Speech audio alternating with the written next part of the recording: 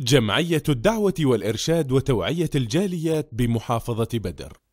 প্রশ্ন, কার হক মারলে, হক নষ্ট করলে যদি তার নামে কিছু সাদকা করে দেই, কিয়ামতের দিন কি মাপ পেয়ে যাব, ক্ষমা হয়ে যাবে? এই যে হক মারেছে এটার কাফারা হয়ে যাবে কি না? আলহামদুলিল্লাহ রাব্বিল আলামিন, সাল্লাল্লাহু আলা নবিয়িনা মুহাম্মাদিন ওয়া আলা আলিহি ওয়া সাহবিহি আজমাইন। হক দুই প্রকার। একটি হলো আল্লাহর সাথে সম্পৃক্ত আল্লাহর হক। আল্লাহর হক যদি আপনি নষ্ট করে থাকেন, আল্লাহ সুবহানাহু ওয়া তাআলার কাছে ক্ষমা চাইলে সত্যিকার অর্থে যদি ক্ষমা হয় এবং সত্যিকার অর্থে ক্ষমা চান, শর্ত সাপেক্ষে যদি তওবা করেন, আল্লাহ রাব্বুল আলামিন ক্ষমা করে দিবেন।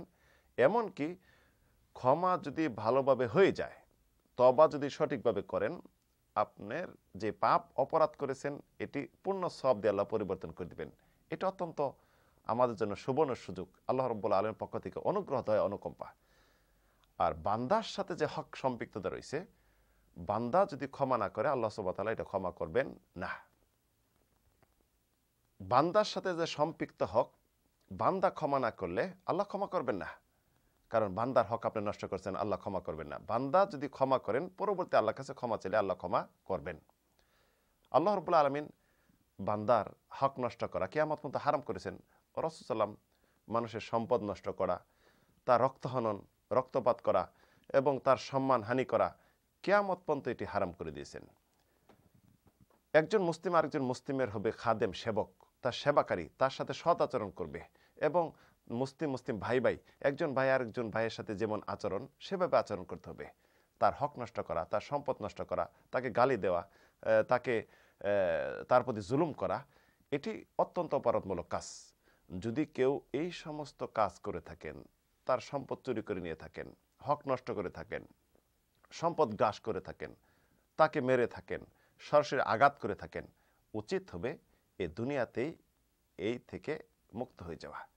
যদি মুক্ত না হলেন, কিয়ামতের দিন আপনার আমলগুলি দিয়ে এটি পরিশোধ করবেন আল্লাহ রাব্বুল আলামিন। ইমাম বুখারী রাহিমাহুল্লাহ হাদিস বর্ণনা করেছেন, আবু হুরায়রা থেকে বর্ণিত হাদিস, রাসূলুল্লাহ সাল্লাল্লাহু আলাইহি ওয়াসাল্লাম ইরশাদ করেছেন, মান কানাত লাহু মাদলামাতুন লিআখিহি মিন ইরদিহি আও শাইউন ফালইয়াতাহাল্লাল মিনহু ইয়াওম।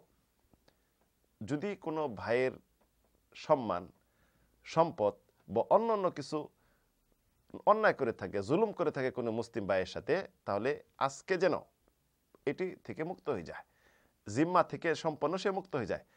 কাবলা আল্লাহ ইয়াকুনু দিনার ওয়ালা দিরহাম ইন কানা লাহু আমালুন সালিহ উখিযা মিনহু বিকদরি মাদলামাতিহি।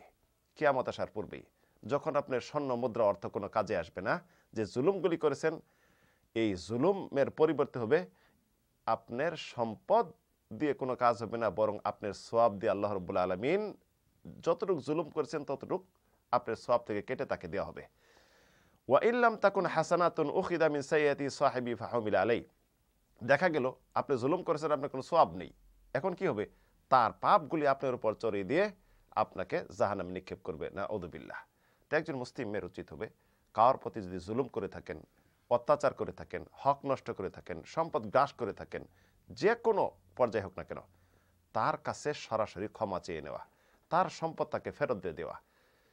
এবং যদি এমন হয় আপনি ক্ষমা চাইতে গেছেন, ক্ষমা হচ্ছে না, সম্পদ ফেরত দিতে গেছেন, সম্পদ ফেরত নিচ্ছে না, সার্বিকভাবে অন্য মধ্যম অবলম্বন করেন, তার বন্ধু আছে, ঘনিষ্ঠ আছে, তাকে ধরেন, তাকে ধরে তার কাছে ক্ষমা চাওয়ার চেষ্টা করেন। একান্ত যদি না ক্ষমা করে, হতে পারে আল্লাহ সুবহানাহু ওয়া তাআলার কাছে ক্ষমা চাইলে আল্লাহ ক্ষমা করবেন, যেহেতু আপনি চেষ্টা করেছেন। এমন যদি হয় যে কারোর প্রতি জুলুম করেছেন, অত্যাচার করেছেন, সম্পদ নষ্ট করেছেন, সে মারা গেছে এবং সে এমন দূরে আছে, কোনো উপায় অবলম্বন নেই, কোথায় পাচ্ছেন না কিছু করার, সেই ক্ষেত্রে যে মারা যেয়ে থাকে, তাহলে তার ওয়ারিশ যারা রয়েছে তাদের কাছে তাদের হক পৌঁছে দেওয়া এবং যথাযথ তাদের কাছে ক্ষমা চেয়ে নেওয়া।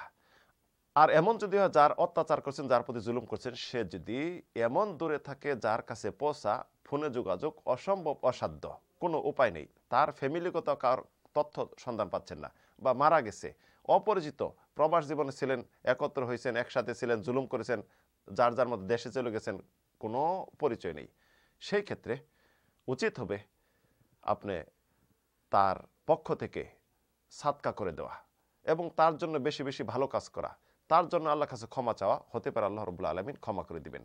তাই মানুষের হক যদি নষ্ট করে থাকেন, জুলুম করে থাকেন, এ থেকে মুক্ত হওয়ার উপায় হলো হক ফেরত দিয়ে আল্লাহ রাব্বুল আলামিনের কাছে তওবা করা।